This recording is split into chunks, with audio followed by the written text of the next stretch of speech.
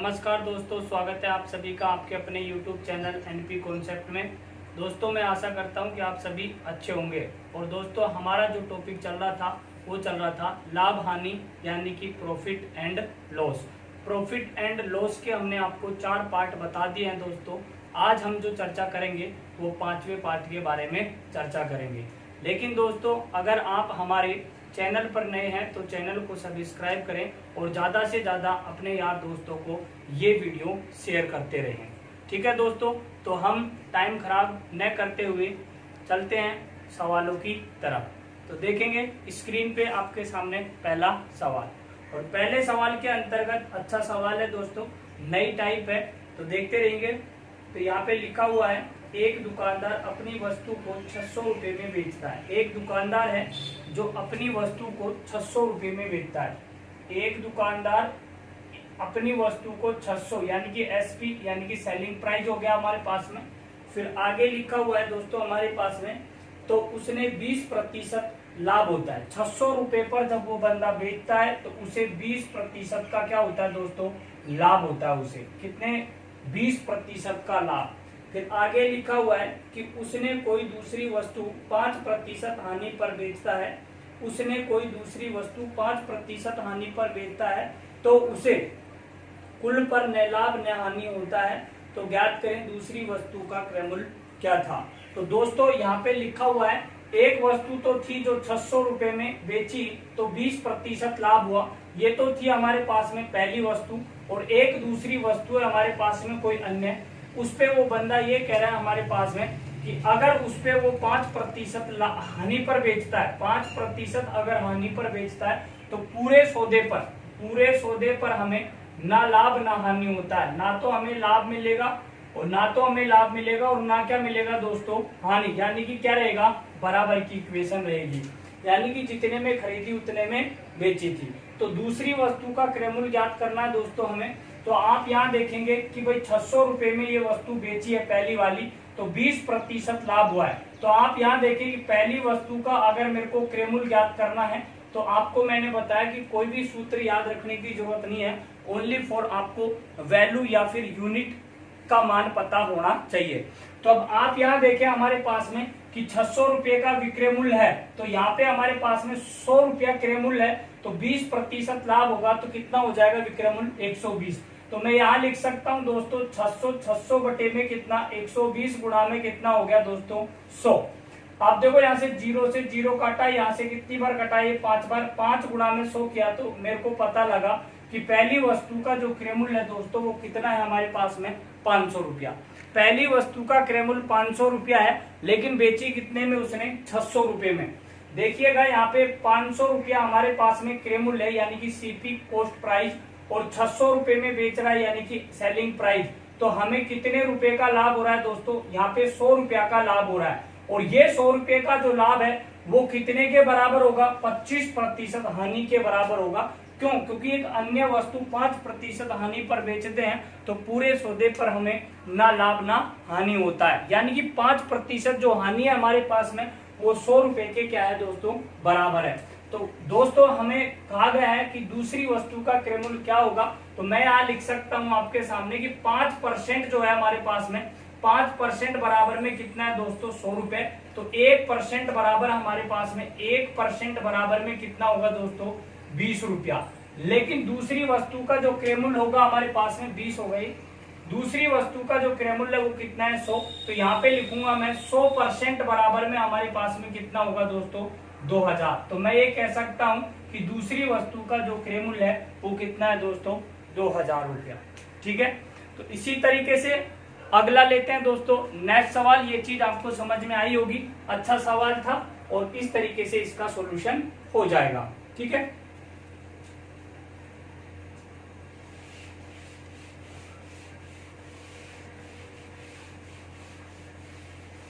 अगले सवाल के अंतर्गत लिखा हुआ है दोस्तों, और अगला सवाल अच्छा सवाल है, ज्यादातर छोटे एग्जामों में निकलता रहता है।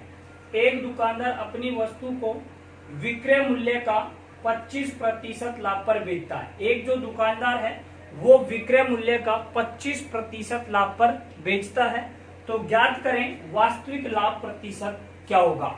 तो देखिएगा यहाँ पे विक्रय मूल्य 25% लाभ पर बेचता है दोस्तों।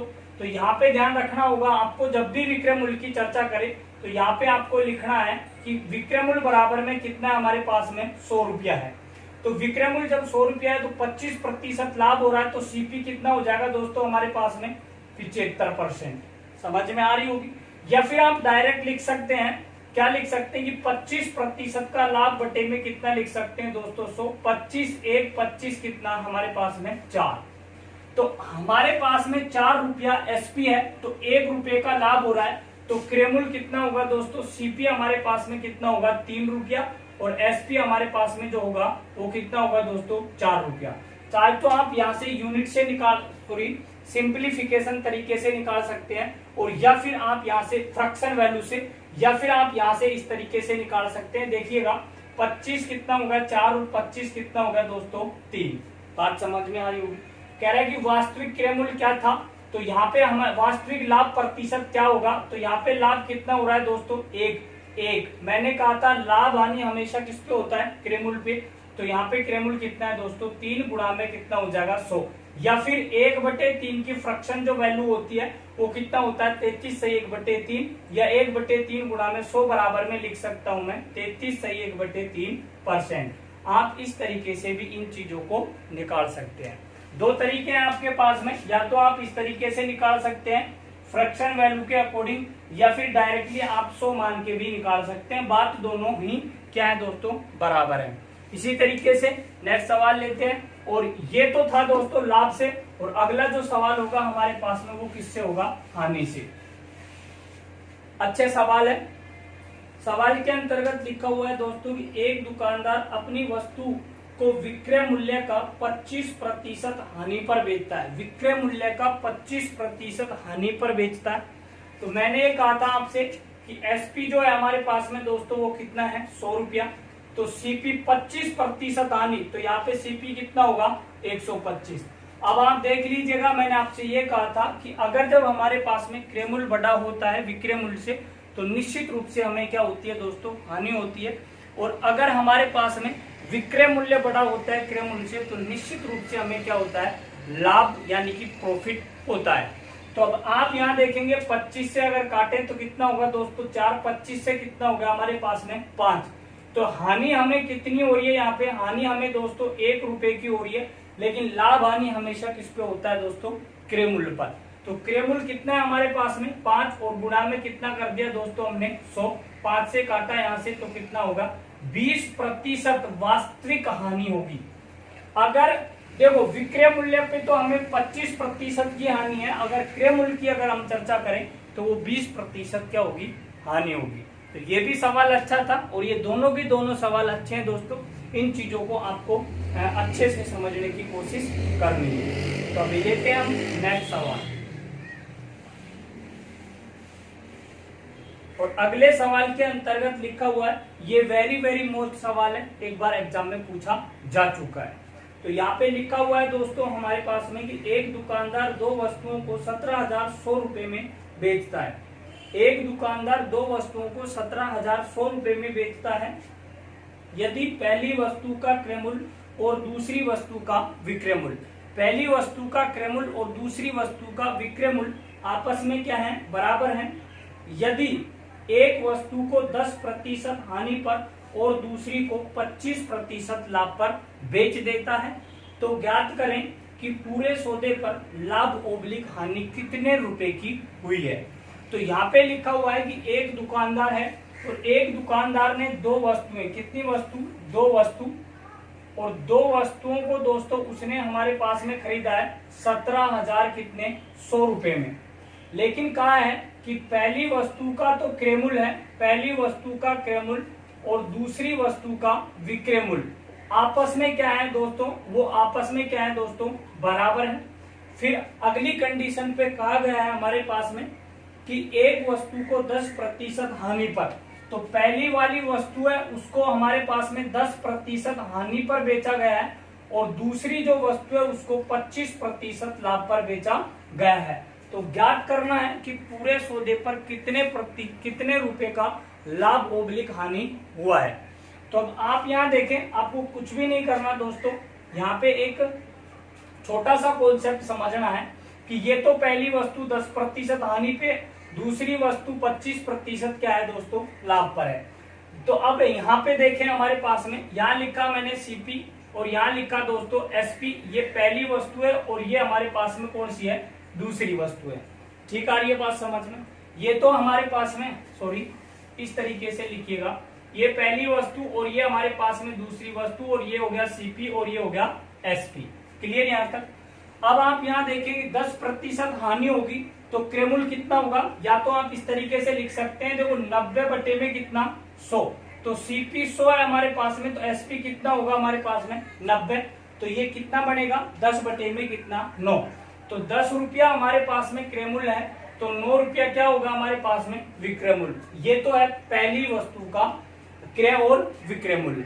दूसरी 25% लाभ बोला है, तो 125 बटे 100, तो 25 से काट लेंगे तो 5 बटे कितना बनेगा, 4।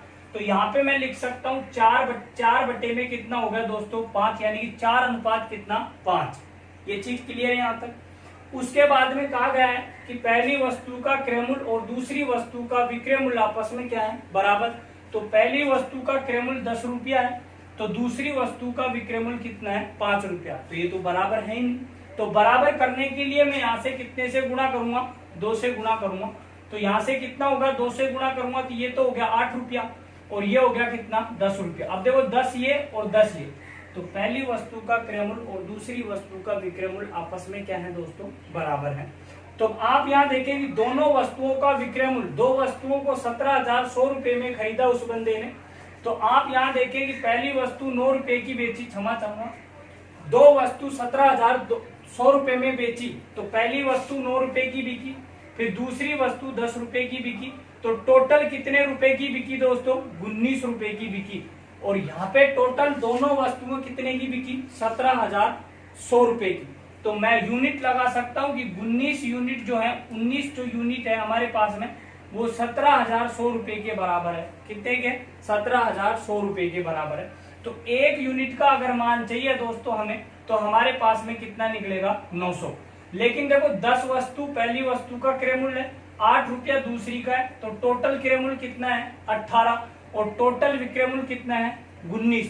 तो कितना लाभ हो रहा है, 1 रुपए का लाभ हो रहा है। तो एक यूनिट बराबर में कितना है, 900। तो हम कह सकते हैं कि हमें 900 रुपये का क्या हुआ है दोस्तों, लाभ हुआ है। 900 रुपये का क्या हुआ है, लाभ हुआ है। तो मैं आशा करता हूं दोस्तों ये सवाल आपको बहुत अच्छे तरीके से समझ में आया होगा। ठीक है, तो इसी तरीके से हम लेंगे दूसरा सवाल।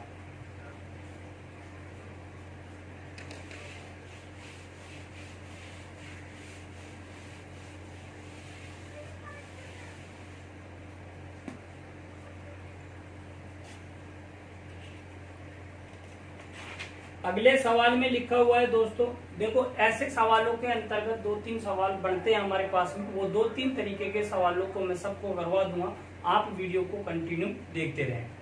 तो यहाँ पे लिखा हुआ है दोस्तों कि एक दुकानदार अपनी वस्तु की लाभ की जो गणना है वो विक्रय मूल्य पर करता है, तथा दूसरा दुकानदार अपनी वस्तु के लाभ की गणना क्रय मूल्य पर करता है। देखो दोस्तों पहले सवाल को समझिएगा, हमारे पास में 2 दुकानदार हैं। पहला जो दुकानदार है वो लाभ की गणना विक्रय मूल्य पर करता है, जबकि दूसरा जो दुकानदार है हमारे पास में वो लाभ की जो गणना क्रय मूल्य पर करता है। ये दिमाग में ये चीज आप बिठा लीजिएगा। उसके बाद में कहा गया है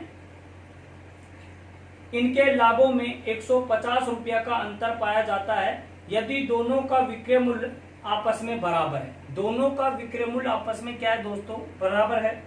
यदि पहली वस्तु को 25% लाभ और दूसरी वस्तु को 20% लाभ पर बेचा जाता है तो प्रत्येक वस्तु का विक्रय मूल्य ज्ञात करें।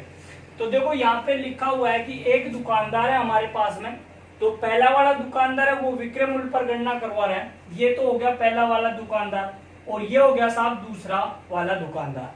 तो पहली जो वस्तु है हमारे पास में वो कितने प्रतिशत लाभ पे बिकी है, वो बिकी है 25% लाभ पर। लेकिन 25% लाभ पे तो बिकी है, लेकिन जो लाभ की जो गणना है वो किस पे, विक्रय मूल्य पर। तो मैंने कहा था कि जब भी विक्रय मूल्य पर हो तो विक्रय मूल्य कितना मानना है हमें, 100। तो पहले दुकानदार का विक्रय मूल्य कितना है हमारे पास में, विक्रय मूल्य कितना है 100, क्योंकि विक्रय मूल्य पर गणना हो रही है, 25% लाभ की बोला है, तो यहाँ पे क्रय मूल्य को कितना होगा हमारे पास में 75। 25 से काटेंगे 3 और 25 से काटेंगे कितना हो जाएगा 4। लेकिन दूसरा जो दुकानदार है दोस्तों वो लाभ की गणना किस पे करता है, क्रय मूल्य पे करता है, लेकिन दूसरा जो दुकानदार जो है वो 20% लाभ पर वस्तु को बेच देता है। तो 20% लाभ का मतलब हो गया 120 बटे में कितना 100, क्योंकि ये लाभ की गणना किस पे कर रहा है, क्रय मूल्य पे। तो क्रय मूल्य हमारे पास में 100 है, तो एसपी कितना होगा हमारे पास में 120, तो 6:6 बटे में कितना 5। ये बात भी आपको समझ में आई होगी। अब अगली बात दे रखी है कि इसने कहा है कि दोनों वस्तुओं का जो विक्रय मूल्य है वो आपस में क्या है दोस्तों, बराबर है। तो अब आप यहाँ समझने की कोशिश करें कि यहाँ पे पहली वस्तु है और यहाँ पे हमारे पास में दूसरी वस्तु है, और ये हमारे पास में क्रय मूल्य हुआ और ये हमारे पास में क्या हुआ, विक्रय मूल्य।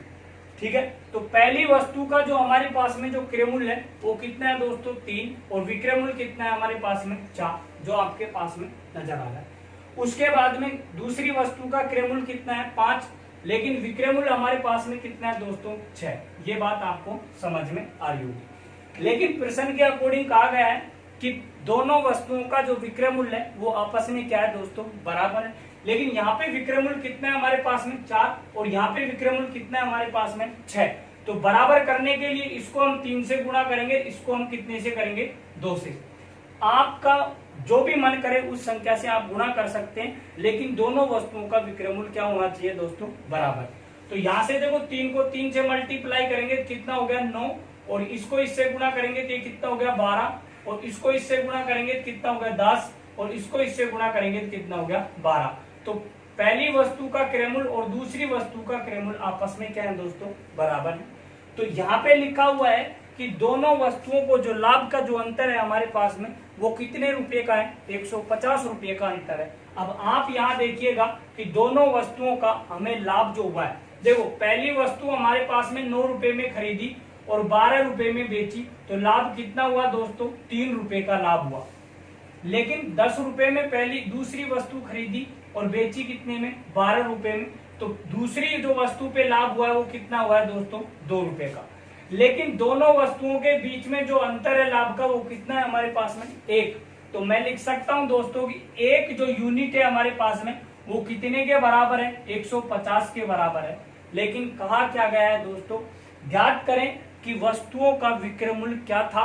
तो वस्तुओं का विक्रय मूल्य कितना है हमारे पास में, चाहे तो ये 12 लो चाहे ये 12 लो, दोनों वस्तुओं का विक्रय मूल्य क्या है दोस्तों, बराबर है। तो एक यूनिट बराबर में कितना है 150, तो मैं यहाँ पे लिखूंगा दोस्तों एसपी बराबर में 150 गुणा में कितना 12। तो यहाँ से क्या हुआ दोस्तों 0, 12 5 60 कितना 6, 12 एकम 12 और 6 कितना 18। तो वस्तु का जो विक्रय मूल्य वो कितना है 1800। अगर यहाँ पे ये पूछा जाता दोस्तों कि वस्तु का विक्रय मूल्य, पहली वस्तु का क्रय मूल्य पहली वस्तु का क्रय मूल्य कितना है, तो आप 9 से गुणा कर देते 150 को, और दूसरी वस्तु का क्रय मूल्य अगर ज्ञात करना था आपको तो 10 गुणा 150 हो जाता। इसी तरीके से अगर लाभ की गणना हमें करनी होती तो 150 गुणा कितना 3, तो पहली वस्तु के अकॉर्डिंग जितना रुपया लाभ हुआ वो मिलता। और अगर हमें ज्ञात करना होता कि दूसरी वस्तु ने कितना रुपया प्रॉफिट दिया, तो यहाँ पे 150 गुणा में कितना करना था 2। बस इतना सा आपको प्रोसीजर करना है, बट आप कोई भी सवाल इस तरीके से आप निकाल सकते हैं। बस एक बार आपको समझने की आवश्यकता होती है, बाकी सवाल को सोल्व करने में टाइम नहीं लगता है। ठीक है, लेते हैं दोस्तों नेक्स्ट सवाल, देखते रहिएगा।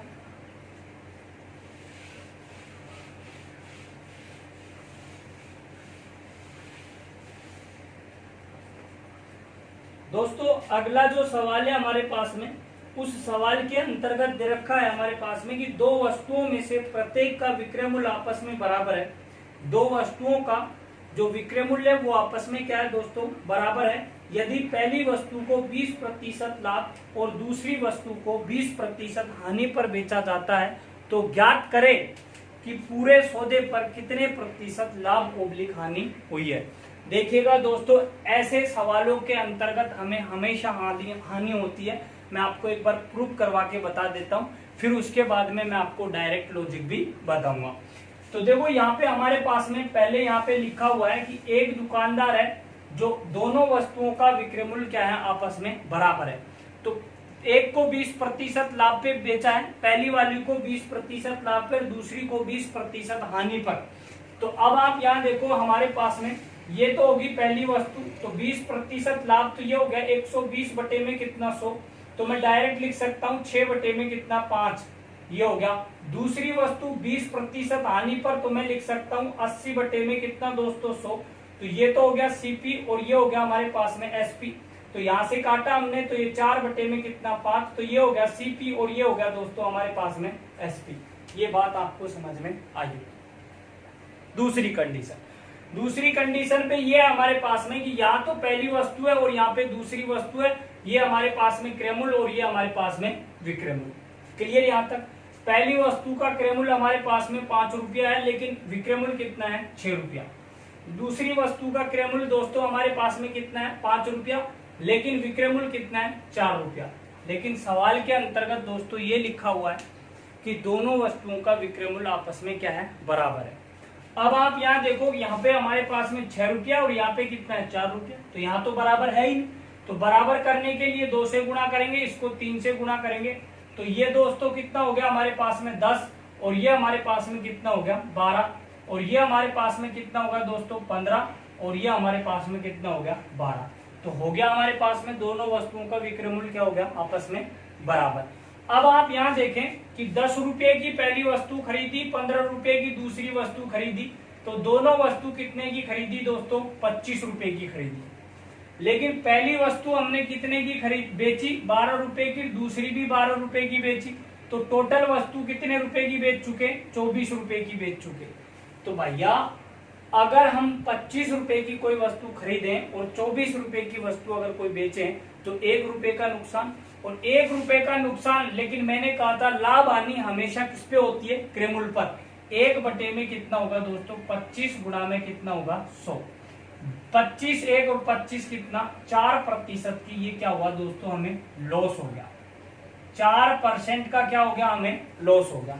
ये तो था आपको डिटेल थी समझाने के लिए, लेकिन अगर हमारे पास में इस तरीके के सवाल आते हैं दोस्तों, तो हम डायरेक्ट ऐसे सवालों को सोल्व कर सकते हैं। और वो कैसे, तो आपको लिखना होगा लॉस परसेंट बराबर में क्या लिखेंगे, x² बटे में कितना 100, और इतने में ये सवाल सोल्व हो जाता है।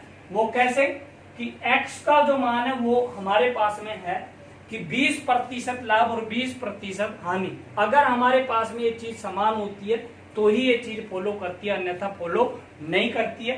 तो यहाँ पे क्या होगा हमारे पास में 20 गुणा में कितना, 20 बटे में कितना हो गया दोस्तों 100। 2 जीरो से अगर ये काटें तो क्या हो गया हमारे पास में 4% की क्या होगी दोस्तों, हानि होगी। तो इतनी सी देर का ये क्या था दोस्तों, सवाल था। ये हमने आपको डिटेल बता दी और ये हमने आपको डायरेक्टली जाने का तरीका बता दिया। तो बट आपको जो भी पसंद आए वो आप चुन सकते हैं। लेते हैं अगला सवाल।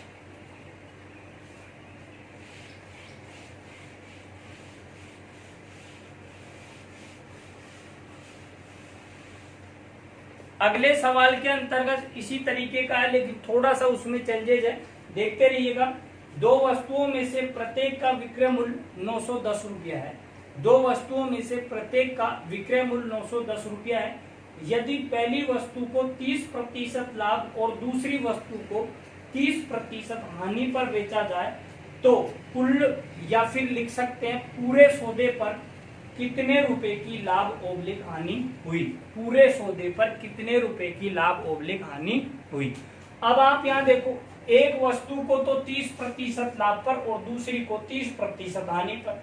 प्रत्येक वस्तु का, अगर एक वस्तु का विक्रय मूल्य हमारे पास में 910 रुपया है, तो 200 वस्तुएं हमारे पास में, तो मैं डायरेक्ट लिख सकता हूं कुल एसपी बराबर में गुणा 2, यानी कि 910 गुणा कितना 2 बराबर में, यहां से लिख सकता हूं दोस्तों 1820, यानी टोटल विक्रय मूल्य कितना हो गया 2 वस्तुओं का 1820 हो गया।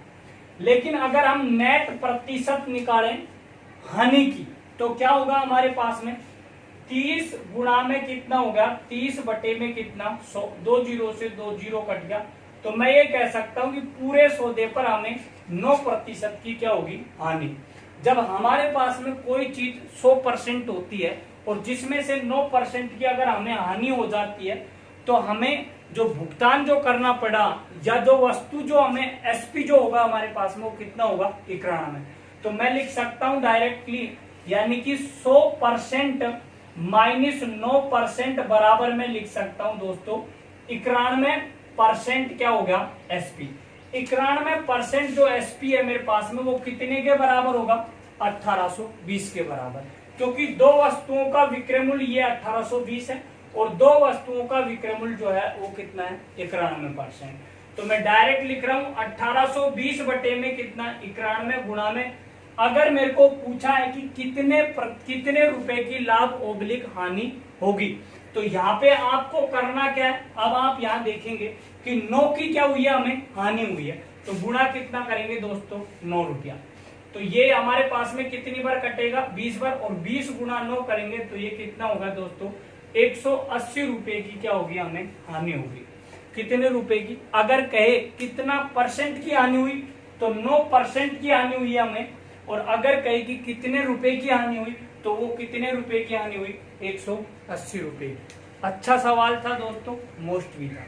देखते हैं, लेते हैं नेक्स्ट सवाल।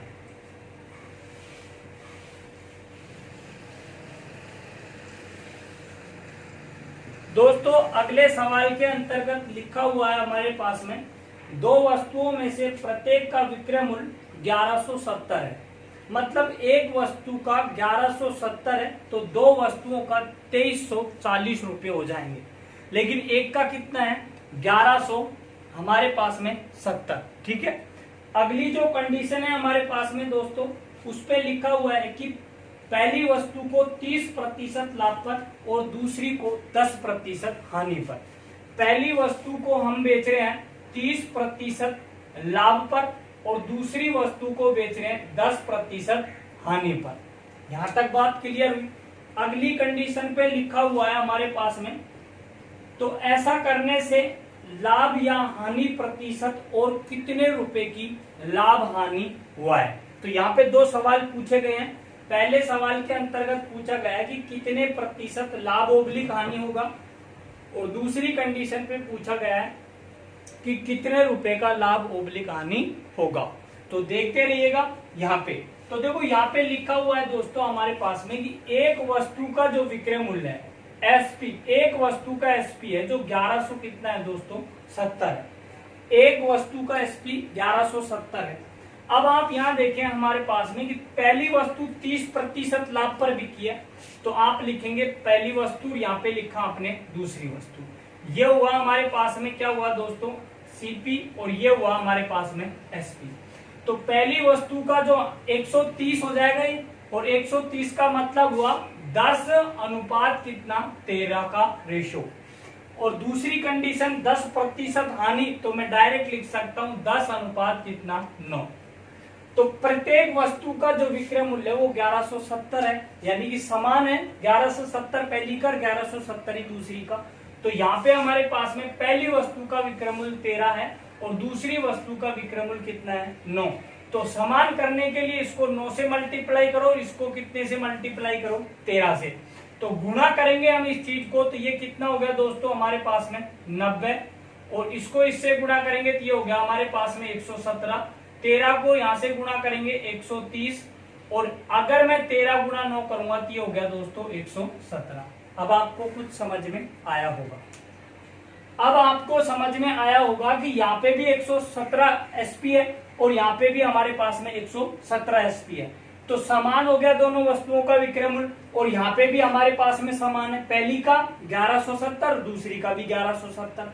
तो डायरेक्ट दोस्तों मैं लिख सकता हूं, या तो आप लिख सकते हो 117 यूनिट बराबर 1170, या दूसरी कंडीशन पे आप लिख सकते हो कि 1170 बटे में कितना 117 गुणा में कितने रुपए की हानि हुई।